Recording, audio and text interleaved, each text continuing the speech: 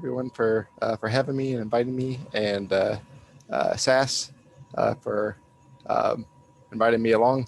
I can't uh, uh, hear anybody or anything, so I'll just assume that you're all riveted. So I'll go ahead and get started, and also introduce the organization I'm with, as well as myself. So, and also what I'll be talking about. So when I spoke with SAS, got the impression that you all are somewhat familiar with voting methods. I've heard about ranked choice voting, also called instant runoff voting, are hearing things about approval voting, and part of just wanting to be able to differentiate the two, and think about the merits of each method. So I'm with the Center for Election Science. What we do is we um, empower voters through voting methods that strengthen democracy. And a bit about me. So I'm one of the founders of the Center for Election Science. I've been looking at voting methods for an awfully long time now, interested in effective altruism, which is a way of using empiricism to make the world better. And personally, I'm also a big fan of jujitsu. Do that during non-pandemic times, and also do a lot of block sport stuff involving lockpicking. So like I mentioned, with CES, we empower voters through better voting methods, and we have a particular focus on approval voting, which I'll be talking about. We've been around, and as a heads up, it's difficult for me to go back and forth with the chat, so I will probably miss things. I will surely miss things that are in the chat while giving the presentation. And so that's one way to say save your questions for the end, and I'm happy to go through the Q&A. And that tends to be the most fun part. So we've been around for about 10 years working on this. We went into this agnostic about voting methods. So when we advocate for approval voting, we do this within the context of having looked at all the options. And so we've been around for 10 years. So this is kind of a fun way of showing how we've progressed over 10 years. What better way to do that than less worse or iterations of our website. So you can see where we started out from, just building up as an informational source. And as we've progressed from there, and as you can see us right now, we're very fancy. We've got chapters all over the place. We've got all kinds of wins, which I'll talk about as well. So the big issue that we are all centered around is this choose one voting method that we use now, called first past the post. And it causes all kinds of problems. You can see you just pick one candidate. It's the method that we're all used to. Forces you to vote in a strategic way, in a way that harms so it hardly gives you any information to begin with, and the little information that you are able to provide, you're often incentivized to give bad information, particularly about your favorite candidate. So if you like a third party or independent candidate, the current system disincentivizes you from supporting them. It can also lead to candidates winning without broad support. You can see a lot of vote splitting, particularly among primaries or even general elections, when there's a crowd of candidates, and even sometimes just like 3 candidates, where the ideology between the candidates can overlap, and the vote can divide between them, because each voter is only allowed to select one. And so when there's overlap there, there's a division of support that happens, and we see some candidates getting less support than they deserve, merely because other candidates are running that have overlap in ideology or ideas. And I'm sure you can think for yourself about situations that you've seen this play out in your local elections, as well as national elections.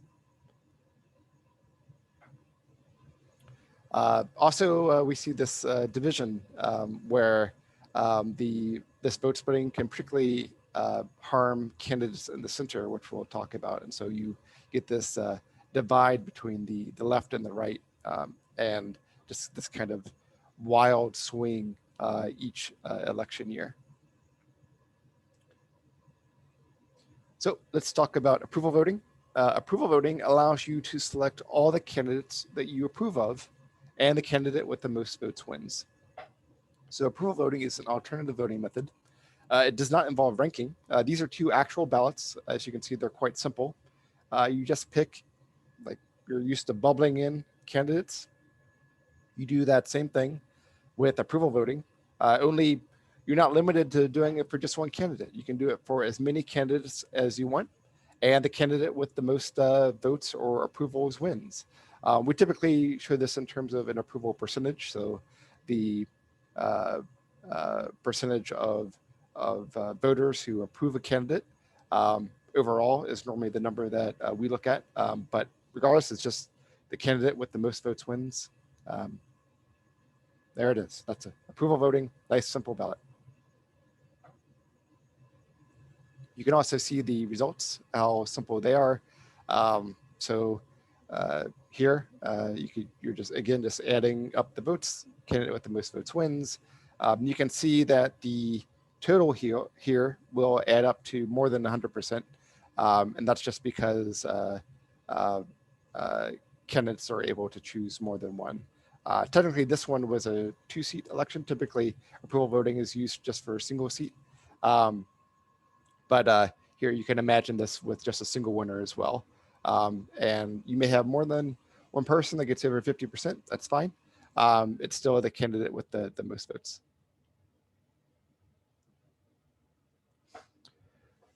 So one of the nice things about approval voting is that you can always support the candidate that you like the most. You don't ever have to worry about that. And that's particularly helpful for third party and independents that you like, because you don't have to worry about throwing away your vote.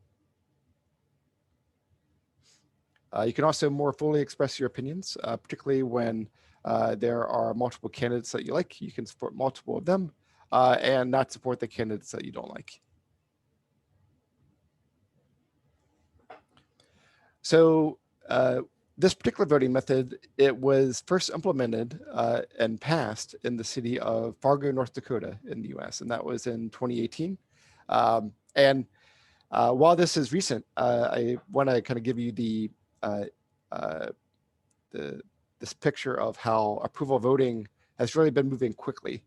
So here, and yes, this is the Fargo with the famous wood chipper. This is a member of our staff, Caitlin and I, at the visitor center playing with the wood chipper. The real one from the movie is actually outside the visitor center. And also Fargo is not a small city or town. It's a city of 120,000 people. And Fargo itself was having some real issues, just like we see in a lot of cities with broken elections. So here, this was a 6-way race, and the candidate that won was just a sliver of the vote. And even if this is the right candidate, like it could be the right candidate, it's just difficult to do anything as an elected official when your mandate is 22%. It's hard to persuade people that you are actually representing them and to have the political capital to do things that matter. And so there was a lot of vote splitting, and as a consequence, this is what pushed the folks in Fargo, North Dakota to recognize the issue. And we worked with them, and I'm kind of speeding through some of this so we can get to some of the good stuff, comparing voting methods. So we worked with the city of Fargo, North Dakota, and through a ballot initiative, passed the initiative by 63.5%, making Fargo, North Dakota the first city in the US to use approval voting.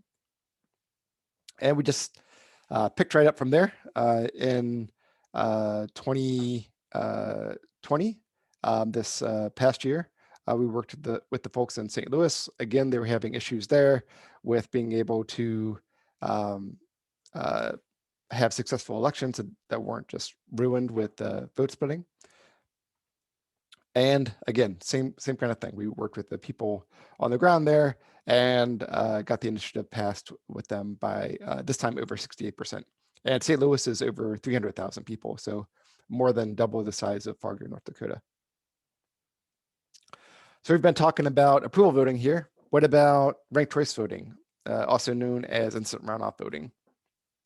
So ranked choice voting, it works by, it's a ranking method within a class of systems we would call ordinal methods. And here you can see what a ballot looks like. These are actual ballots, just like before, the approval ballots that I shared, those were actual in-use approval voting ballots. So the top one is from Maine. So that's a four-person election and, four-person election and an option for a write-in. There you're bubbling them in. Another style, when you have more candidates, the one issue with a ranked ballot is that because it can take up a lot of space, sometimes the way that election administrators address that is by truncating the ballot. So saying that you can only rank a limited number of candidates. Here you're seeing that below with San Francisco being limited to ranking 3. Despite having more candidates, here there are 6 candidates with a 7th write-in spot. And the way that instant runoff voting works is more complicated than approval voting. So the way that it works is you have all these rankings from the voters. The voters rank their candidates from most favorite to least favorite. And when you're calculating, you look at the candidate who has the most first choice votes. If there's a candidate with more than half of first choice votes, then that candidate is the winner. You don't do anything else. If the candidate with the most first choice votes has fewer than half, then you look to the candidate with the fewest first choice votes. You eliminate that candidate and look to the voters who ranked that candidate first. You now look to those ballots next choice preference and then reallocate them so that they go to that next choice preference. And then now you look at the first choice preferences again. And if there's a candidate within the remaining ballots that has the most, that has more than half of first choice votes, that candidate is the winner. If not, you keep going through that cycle until the candidate with the most remaining first choice votes has more than half of the remaining ballots. And that's how ranked choice voting works. When you have longer candidate lists, it can go a bit longer. Here, you can see how this works with a 6 candidate election, and this is with Oakland. So you can see how this moves from round to round. When a candidate is eliminated, those votes are transferred over to their next choice preference, and then it goes from round to round, as many as are necessary to get to a point when a single candidate has more than half of the remaining ballots indicating that candidate's first choice preference. So RCV has been around a while, and it's been used a lot. So it was passed in Maine. It was just this past year by maybe 1%. It was able to pass in Alaska. It's also passed in over a dozen or so cities, including some large cities like New York City and San Francisco. It's been used to elect the mayor of London, and it's used in one of the chambers in Australia as well. It's failed to pass in a number of places when it was put on the ballot. It failed to pass by roughly 10% in Massachusetts. It's also failed in Glendale, Arizona, Fort Collins, Colorado, Duluth, Minnesota. It failed in the UK, and it originally failed in Alaska, but it was able to be passed recently in this past election. It's also been repealed in a number of cities. It was repealed in Burlington, Ann Arbor, Cary, Aspen, Pierce County, Washington, and Sunnyvale, California. And we may talk a bit about many of these. The rationale given was complexity, but in one particular city, Burlington, Vermont, one big reason that they repealed it, in addition to complexity, was that it had a really just a bad election where it failed to select a winner who was able to beat everyone else, and conservatives within that city also were punished by ranking their favorite as first. That actually caused them to get a worse outcome. And so, as a consequence of the way that election was carried out and the way that the voting method performed, that was one big contributing factor for why it was repealed in Burlington, Vermont. Whereas the rest of the city's complexity was one of the big reasons.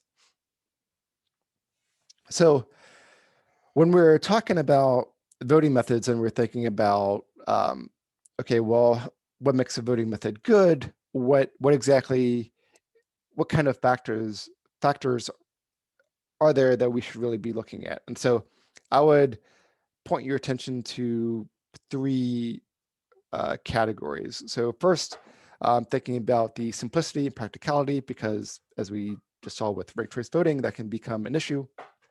So here I want you to, when you're thinking about, okay, well, what makes the voting method good? I want you to think about things like ballot complexity, calculation, how simple the results are, and to be able to view them and understand the support for all the candidates, whether expensive machines are required, or whether it can work on existing machines, whether there are administrative issues like precinct summability, which requires all the ballots to be centrally located before they can be counted, and other administrative issues like how well the voting method is able to be implemented with risk limiting audits as well. So there are a lot of some like complexity and practicality concerns there that you should be thinking about when thinking about choosing between voting methods, or like which voting methods to get behind. Winner selection is another one. So when we think about winner selection, we think about, okay, well, which voting method tends to maximize voter utility, makes voters the happiest as possible. You can't make everybody happy, but you can make as many happy as you can. Which voting method tends to select what we call Condorcet winners, that is, candidates who are able to beat everyone else head to head. That tends to overlap with utility, but that's another way of thinking about a good winner. And then also, which also overlaps with making people happy, is which voting method tends to elect people who appeal to the broadest reach within the electorate. And then the third category I want you to think about is competition. And so when we think about competition, we want to see a voting method that not only encourages more candidates to run, but is able to accurately capture their support as well. So even if you have a bunch of people running, if a voting method doesn't do a good job of capturing support to actually show how different candidates are matching up against each other, then that voting method isn't doing a good job. And that's going to be particularly important when you're thinking about third parties and independents. If a voting method can't gauge support, even including people who don't win, then it's not going to do a very good job of giving third parties and independents not only an opportunity to win or build their support, but also get taken seriously at all. Because if they're not seeing their support in any kind of accurate way, it's going to be difficult to take them seriously, including their ideas. So here's a look at simplicity and practicality. So with approval voting, again, like here, this allows you to see what these ballots look like side by side. Again, this is also a truncated ballot on the right. So one thing to keep in mind with approval voting is that when you have more candidates, which can be an issue with city elections and with primaries, approval voting does a much better job of dealing with a longer candidate list. With RCV, often the candidate list is truncated so that you can only rank a few candidates, which also interplays with the winner selection. So and I think this only makes sense, that if you capture less data and you have a mechanism, a voting method that uses data to calculate a winner, if you have less data to start with, then it's going to do a poorer job of being able to use that data to select a good winner, because it doesn't have all the data to begin with.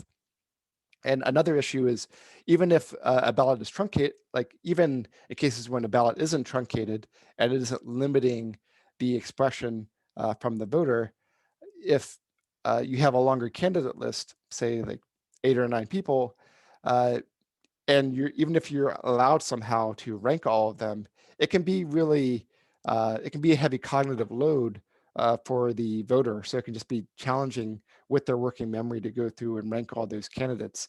And so that may be another way for RCV to miss out on information, even if it's allowing the voter to express that information. Whereas approval voting doesn't have that issue at all. So while approval voting, on the surface of it, it may seem like you're providing less information, but it's using all of that information and using it in a meaningful way. And it also uses the information throughout the entire tally, whereas RCV, it's only looking at certain sections of the tally at any one point during any particular round. So there are limitations with the information that RCV is able to bring in, but there are also limitations with the way that RCV uses information that is brought in, because it focuses on those first choice preferences, and in many cases it may not get to later choice preferences or even second choice preferences expressed by voters, just because that's the way that the voting method counts votes. So we also want to think about winner selection, and there are a number of ways to do this. One way is through using computer modeling. With computer modeling, we make assumptions about how voters behave. We can assume different levels of tactical voting. And when we do this, we can simulate mini elections over and over and over again.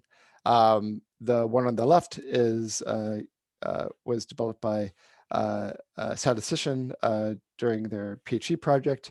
And here you can see the difference between instant runoff voting and even approval voting with more assumptions of them choosing just one candidate.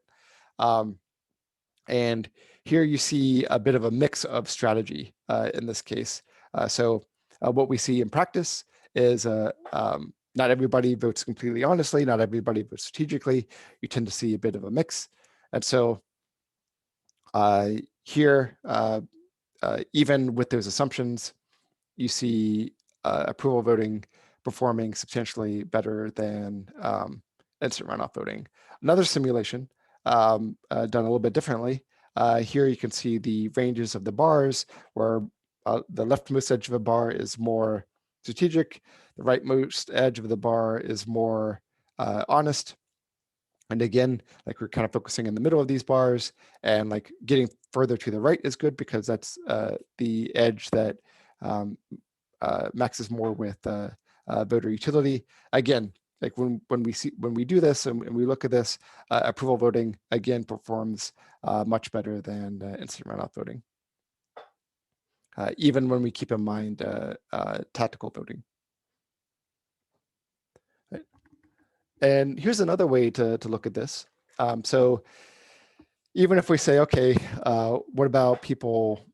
What if we just assume people voted honestly? How would instant runoff voting compare to approval voting? So here's a scenario here. This is from Nikki Case, one of the projects that they worked on, allowing you to simulate different elections, comparing different voting methods. This is their Build a Better Ballot project. And so here, when you look at this, and here, this is a two-dimensional plane where we see a normal distribution. This is what normal distribution within two axes looks like of voters. And here, the candidate in the middle, we can say, is the ideal candidate because they appeal to the broadest breadth of voters. So the square, just looking at the center picture, is the one that we would want to win. But under instant runoff voting, what's happening here is the triangle is winning. And the reason that's happening is because you can only ranked choice voting eliminates the candidate with the fewest first choice votes. And while we normally think about vote splitting, we can also imagine vote splitting occurring with first choice preferences. And so the candidate in the middle is having those first choice votes, those first choice preferences split between the hexagon and the triangle. And so the square is getting their votes split, so they have fewer first choice preferences and they're getting knocked out in that earlier round. And that's what's causing the triangle to win. But when we look at this with approval voting, the voters can select more than one candidate. And so if, say, they're more interested in the hexagon, they can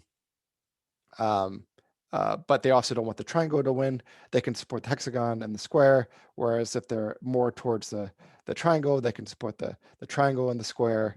And so just kind of depending where they are within that that axis set. And so you're not having it's what's happening here is that approval voting is addressing the vote splitting issue in a way that better addresses the scenario in front of us, where we're seeing this kind of what we call a center squeeze effect. So let's see here. So when we're thinking about simplicity and practicality, again, like we can see the complexity with the ballots themselves. But we also want to think about the way that it measures. Let's see here. Okay, so approval voting also hits a lot of those other elements well, and that it is able to lend itself easier for risk limiting audits, and also, as we saw before, you can see that the results are clearer as well. We also want a voting method that does a good job of measuring competition well.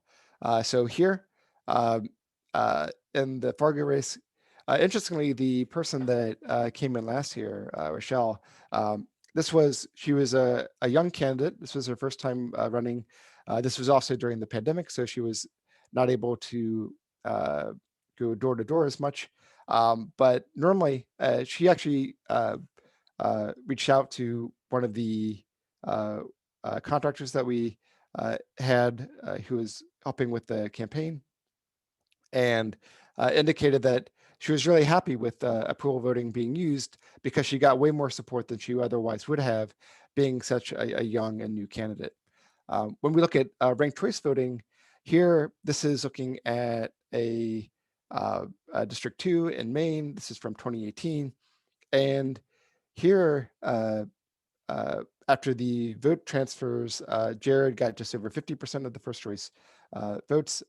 This is from, I believe, Politico, so they didn't have the later rounds. But interestingly here, the independent who ran as an independent for ballot access reasons, she also identifies as a Green Party candidate. Her highest support was 5.7%. And so it's really kind of questionable here whether Tiffany Bond, this candidate, really should have gotten more support. But under instant runoff voting or ranked choice voting, she still got very little support. And then other candidates, again, not doing particularly well. And looking a little bit more in terms of measuring competition in Maine, Maine doesn't do winner take all with presidential electoral votes the way that other states do. It has two at large throughout the state, and then it has the two other electoral votes based by district. But if we're thinking about, okay, well, does ranked choice voting do a good job of making sure that third parties are able to get their due? Well, here we can see that even the most supported third party the Libertarian doesn't even crack 2% under ranked choice voting. And the Green Party candidate just barely gets it to the 1% line in any of its opportunities. It has these candidates have multiple opportunities here, and they're still falling short in terms of getting their measure of support. Really, this is not much better than they would otherwise have gotten under a choose one voting method. Under approval voting, we had done polling looking at a presidential election in 2016, and Johnson went from 3% to 21% in approval, and then Stein went from 1% to 12%. So under approval voting, we do see these big jumps with third parties. Here's another one. This is a German study. Again, we see, you look at above the line there, and you see big jumps overall in terms of support under approval voting compared to what they would have gotten under a choose one system. Here's a French study, same thing. And this is a pretty consistent finding. Approval voting does a much better job of gauging third party and independent support overall. In this case, the more moderate candidate wound up winning under this poll that compared approval voting and plurality voting compared to what happened in the actual election. And you may also be wondering, okay, well, what if we put these all head to head? So this is an earlier part of the Democratic primary when there are more candidates. And the blue bar indicates plurality voting, the red bar indicates ranked choice voting, and then the green bar indicates approval voting. And here, the winner didn't really change too much. Ranked choice voting and approval voting did a better job of distinguishing Warren from the rest of the pack in the earlier part of the year. But when you look down the candidate list, you can see really big differences in the ways that these other candidates are captured with the support under approval voting versus ranked choice voting and plurality voting. And it's also important to note there is an error here with Steyer. They should have a blip there. It is important to note as well that this is ranked choice voting in its best positive light with this data, because what we took here is the candidate in terms of their best measure of support before that candidate was eliminated. And so as a consequence, this is the best possible light that we could put these candidates in using ranked choice voting with that data. And so you may also wonder, okay, well, how do we know these scores are actually accurate? And so what we also did is we took a control measure asking voters to give an honest assessment of these candidates using a scale of 0 to 5. And when we look at that scale and we can kind of visually superimpose that over the how approval voting measured the support of candidates, we see that it aligns pretty well overall. Certainly much more so than with ranked choice voting.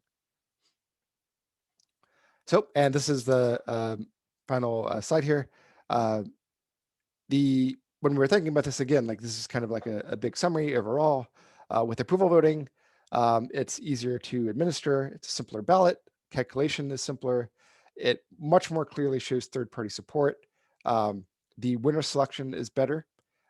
With ranked choice voting, superficially, it appears like you're providing more data, but a big issue is how ranked choice voting uses that data, and then also what you're actually able to express on the ballot, whether it be because of a truncated ballot that only that it limits your rankings, or just because it's a huge mental leap just to go through and rank so many candidates, so that as a matter of practice, you lose data just from the mental fatigue that the voter goes through. Now, ranked choice voting has been used more, so it has more history behind it, and it's used in more places right now.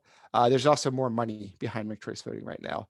Although it's important to note that approval voting, albeit a bit newer in the reform space, has been implemented in 2 cities in the last 3 years, with it just starting in the past 3 years. So approval voting has a lot of acceleration behind it, although it hasn't been around as long.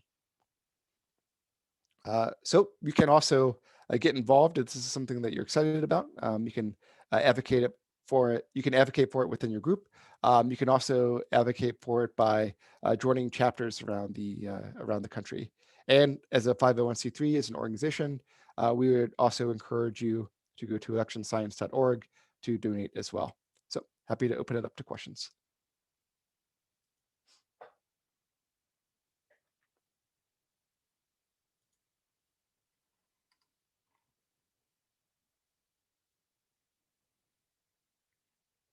Okay, and for this, I'm not sure if there's like a moderator or if someone else is coming on here.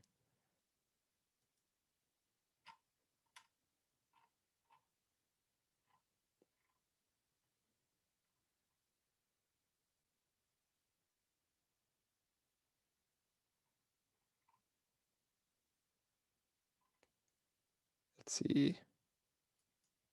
I'll bring in Sass if he wants to do any of the moderation, or if someone else is interested in.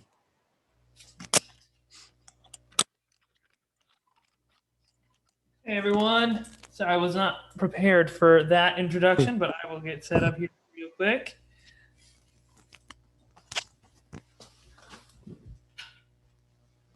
All right.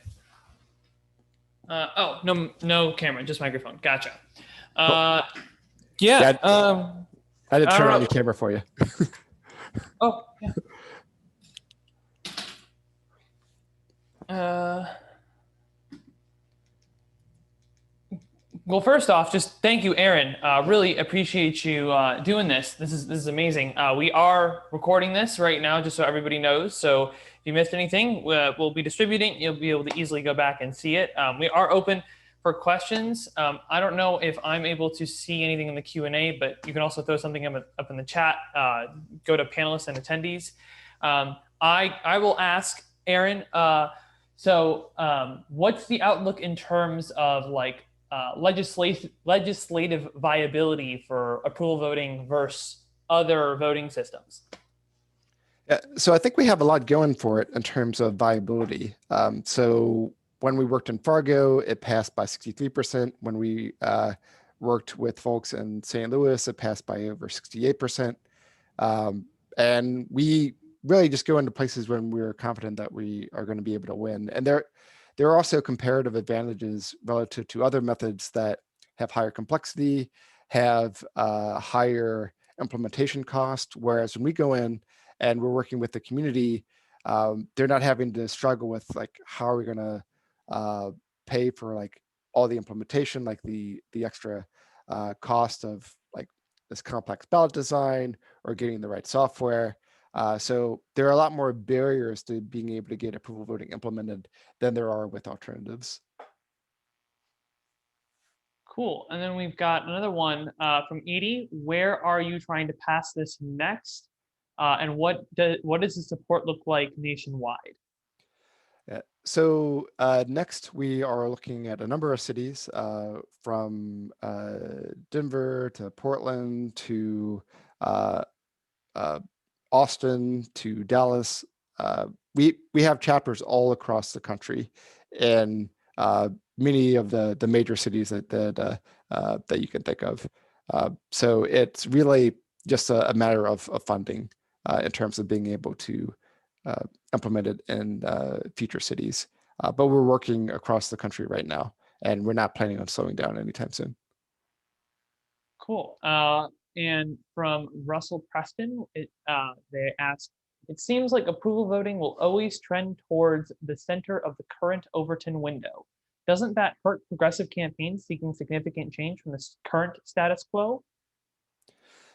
So one issue is that it's difficult to have new ideas get any kind of light unless they're able to be properly measured to begin with. It is true that approval voting tends towards the center of wherever that electorate is.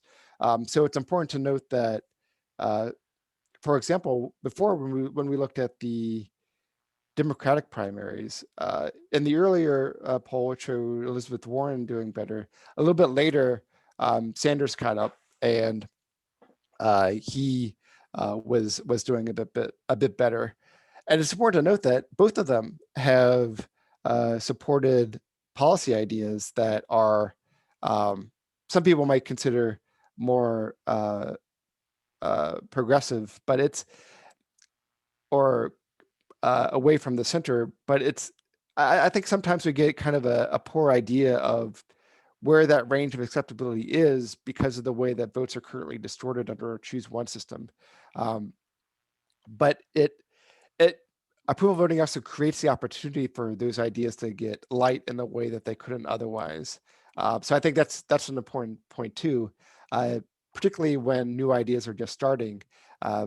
If those ideas aren't able to get any kind of reflection of support, then they're not going anywhere.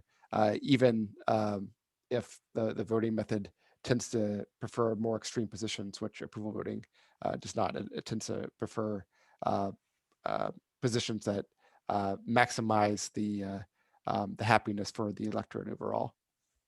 And I'll just quickly add, I'm not working for the Center for Election Science, so I don't have to be quite as neutral. But I tend to see, and this is not my position, but from most progressives tend to say that both the Democrats and the Republicans are far to the right of center anyway. So if your worry is kind of a center expansion or like kind of trend toward the moderation of public opinion in the eyes of a progressive is actually pretty far to the left of where both the current major parties are. So that if that's your view, and I'm not saying it's mine, but if that is your view, then approval voting actually does still work in your favor. But again, this Aaron is nonpartisan. He's talking about representation. But next up, Matt Murch asked, how do you think approval voting compares to STAR? So in the earlier slide, I kind of asked you to think about what makes a voting method good. What are the properties that you should be thinking about when you're considering different options?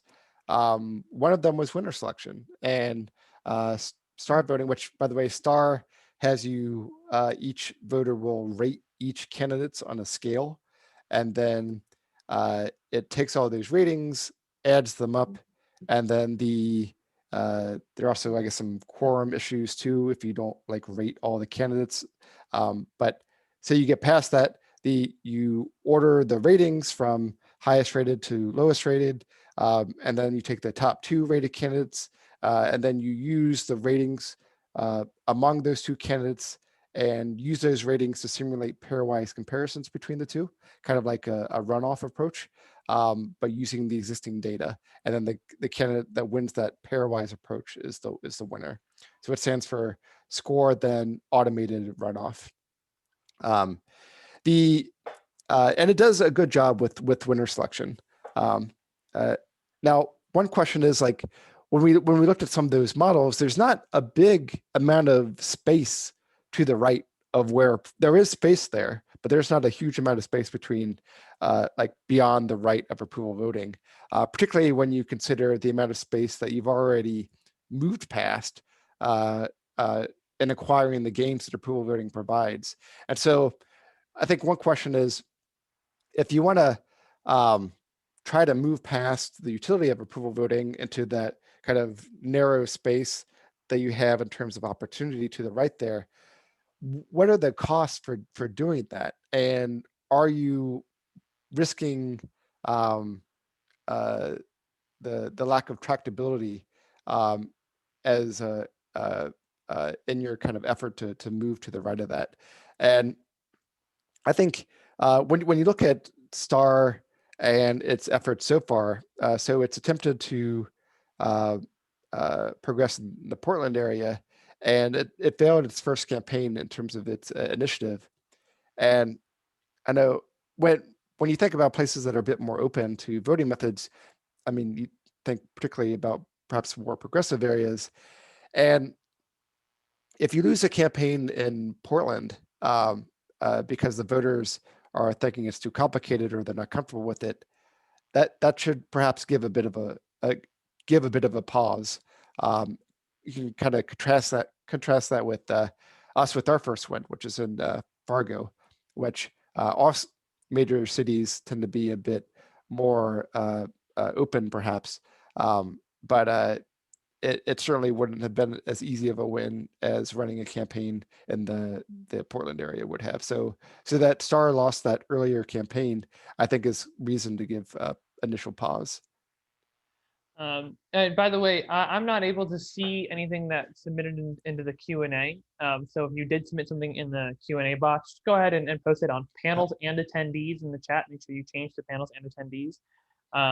Edie did ask what the website was. I posted it in the chat, electionscience.org, to support the Center for Election Science. And then I will ask you, Aaron, because there's no other questions that I see in the chat right now. Oh no, you already said that there were you already mentioned the cities that were looking to start a campaign soon. So just wondering, do you, and you don't have to answer this, but when do you think the announcement will be as to what's going to happen next with those campaigns? Yeah, I think there is, and we may be able to make an announcement midway through the 2021 year. To indicate a potential campaign in the 2021 year itself. Otherwise, we have a number of cities lined up for 2022. Because it's a little bit of a competitive space, a little bit more reserved about announcing where our next actions are going to be too early before they happen. But we do have chapters all across the U.S. and a number of major cities. So, cool, thank you. Sorry, I didn't mean to like pressure you. Appreciate no problem. No problem. It's. I mean, I can imagine being excited and curious. So I don't blame you for the question. So still waiting for other questions in the chat. Nothing so far. Oh, here we go. From Breck Renzelman. Okay, they say your slides pretty much answered this, but is there more you can say about how well the resulting governing from approval voting functions on behalf of the electorate, i.e. legislation subsequently passed? So one issue that we see a lot with our current choose one voting method is this extreme polarization. And it's really getting worse. And it's not saying that the electorate is as polarized. I'm just kind of leaving that silent for the moment, but the people who represent us are certainly polarized. And I think we can look to the voting method as the culprit for that. Whereas if we have people who are elected that are much more towards the middle, it's hard to imagine the type of efforts that are going on now to stymie advances in legislation. And then the other component too is whether it be at the city level or the national level, there's so much undoing of the previous administration when the party flips. So if we're looking at a state where it was like Democrat before, and now it's Republican, or it was Republican before, and now it's Democrat, that flip makes a huge difference. And it can wind up undoing a lot of progress that was made, like however you see progress. But when you're using approval voting, you're getting much more towards that middle. And so you're not seeing these wild swings. So they can actually move towards goals without constantly like stepping on the gas, but having it in reverse and just going back and forth. Yeah, cool. And that's called what, pendulum politics, right? Yeah. Yep. Yeah, not fun. So there's no other questions right now. So I'll throw another one out. This is maybe a little bit more technical. But I love the idea of how approval voting plays perfectly with the National Popular Vote Interstate Compact. So if nobody else has any questions right now, maybe take a moment to just briefly touch on that if you'd like. Yeah, sure. So right now, as we all know, we use the Electoral College to decide who the president is. You can have someone who is not the National Popular Vote winner win, And so one way that it's being used to address that without having to go through a constitutional amendment is by using the National Popular Vote Plan, which uses an interstate compact. And an interstate compact is basically a contract or an agreement between states. And the way that this one works is that each state says that once enough states sign on so that their electoral votes total to 270 or more, that they will go ahead and allocate their electoral votes to whatever the national popular vote winner is, regardless of the popular vote for their state. So it's basically a de facto national popular vote, even though they're still using the Electoral College. A lot of people are excited about this, and it is better than using the Electoral College. But even say they get this passed to through enough states so that the electoral votes total to greater than at least 270, then you're still using plurality voting, which is like a garbage voting method. And so it is an improvement, but you're improving from the Electoral College using plurality voting to just using plurality voting. So one way of looking at it is, well, like maybe we can integrate some other stuff here.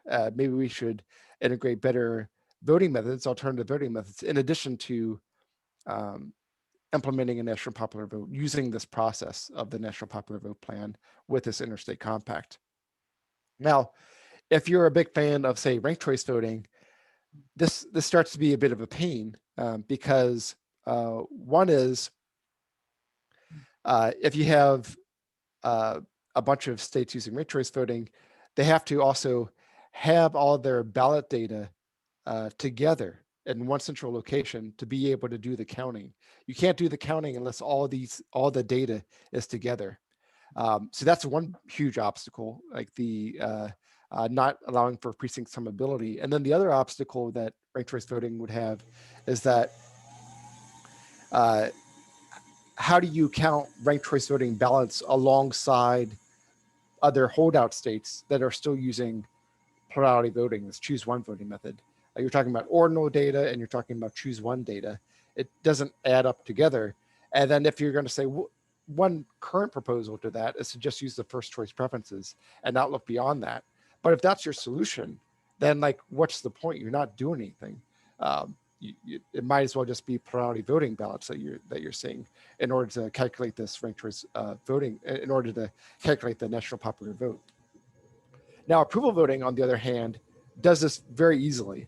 So for one, approval voting is precinct summable. So if you have a bunch of places using approval voting, some using plurality voting, you don't have to put all that data together in one place. Like, you don't have to go through that logistical nightmare.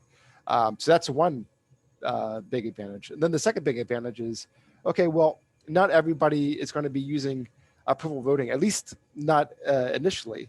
And so how do you count up approval voting ballots and plurality voting ballots? Well, it's real easy. The data virtually looks the same. So it's not difficult to total them up to get a national popular vote. It doesn't add any extra steps or any other extra complexities. So they can be added together to form a national popular vote. So if you're thinking about this interstate compact on the National Popular Vote Plan, and you want to get something better on top of it and not just use a garbage plurality voting method, approval voting is really your only option there. And so that's definitely something to consider if you want to, in the end, elect the president using a different voting method.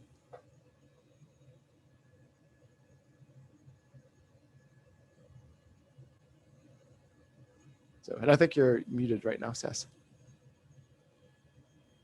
Yep, I was. Yeah, so you kind of just answered it, but Edie had asked, how can we abolish the Electoral College? Is there more than one way?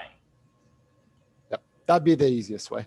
It'd be the easiest way. It's still kind of a pain, but. Yeah, and he's referring to this interstate compact for the national popular vote. And then the other one would be a constitutional amendment, which is, at least right now, effectively impossible without better representation. Yeah, you can use different triggering. So right now it's triggered once you hit the 270 threshold, but you could set up a compact that has different triggering. So you could make it so that it triggers immediately, and you can have clusters of states that enter into their own compact. That's another way to do it. That can also address the issue that we're somewhat seeing right now, that a number of states just have kind of stalled in making as much progress forward.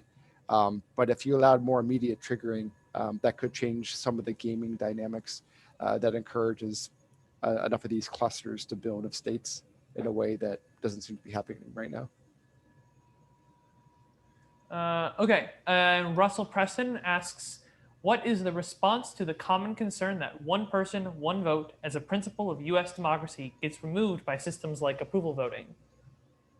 Sure. So I think there's a common confusion there. I think just by the phrasing um, about what one person, one vote means. So that's referring to um, concepts that were illustrated by the Supreme Court cases like Baker versus Carr, Reynolds versus Sims. And what those cases looked at were district sizes. So some states, they decided not to update their districts with census information. And as a consequence, like some districts got way bigger compared to other districts, and they were given just as much representation. And so, uh, like you'd have uh, uh, like some districts that were like 40 times larger than others, and yet they were given the same amount of representation, which in effect means that the district with fewer people have like 40 times the weight of their vote compared to the other districts, and that was the issue, and that's what one person, one vote means. It's not referring to the way that you express information on the ballot. With approval voting, the weight of these ballots is the same. So whether we have 4 people running, um, uh, I vote for one person, you vote for 3 people, you voted for 3 times as many people as I have, but if they're the opposite people, then our ballots still cancel each other out. So the weight of our ballots isn't any larger than they would be otherwise. Another thing to think about is there are a number of races that already allow you to select more than one candidate. We could think about block style plurality elections that you might see within like a city council election that might say something like vote for no more than 3 or no more than 5 or something like that. Uh, and that doesn't violate one person, one vote either. Um, and to be clear, ranked choice voting also does not violate one person, one vote. These are just different ways of expressing information, and doesn't have anything to do about the concept of one person, one vote, and like the equal protection clause within the Constitution about making sure that none of us are unfairly disadvantaged relative to others. Awesome. Well, thank you so much, Aaron. We are at, I guess this would be, what, 7 p.m. Eastern now? So that's been an hour. We really, really appreciate you helping out. Again, if you want to get involved with the Center for Election Science, you can head to electionscience.org if you want to learn more about approval voting. Like I said, this has been recorded. We will be distributing this later on if you want to go back and look at anything. If you have, but I will tell you my personal experience with the Center for Election Science. Very accessible people, very incredible people. If you got questions, they will give you answers. I promise they will. But other than that, I got nothing else. Thank you so much, Aaron, and I guess everybody enjoy the rest of your evening. Awesome. Thank you so much. And thank you, everyone. All right, goodbye.